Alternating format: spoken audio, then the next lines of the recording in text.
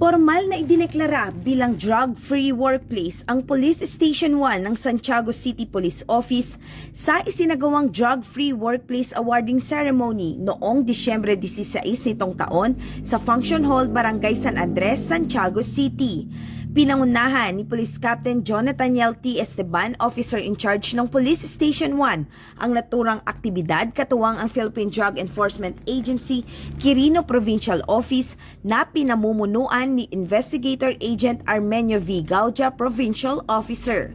Dinaluhan ito ng mga kawani ng Police Station 1 at mga kinatawan ng PIDEA bilang bahagi ng pagkilala sa mahigpit na pagsunod ng himpilan sa mga patakaran laban sa iligal na droga. Sa kanyang mensahe, iginiit ni Police Captain Esteban ang patuloy na pangako ng Police Station 1 na panatilihin at higit pang patatagin ang mga mekanismo para sa isang ligtas at walang drogang workplace.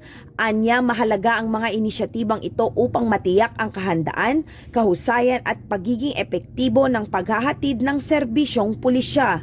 Layunin ng aktibidad na isulong ang isang ligtas, malusog at disiplinadong workplace alinsunod sa adhikain ng bagong Pilipinas at sa direktiba ng pambansang pulisya sa pamamagitan ng pagpapatibay ng interagency cooperation, pagpapalawak ng kaalaman at pananagutan ng mga kawani at pagtitiyak na ang lahat ng operasyon ng pulisya ay isinasagawa ng mga tauhang malaya sa anumang sangkot na iligal na droga.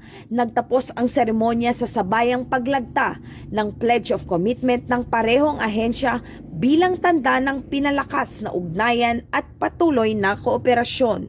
Mula dito sa Lambak ng Cagayan, ako ang inyong PNN Correspondent, Patrolwoman Leni Lorenzo. Alagad ng batas, tagataguyod ng Balitang Pulis.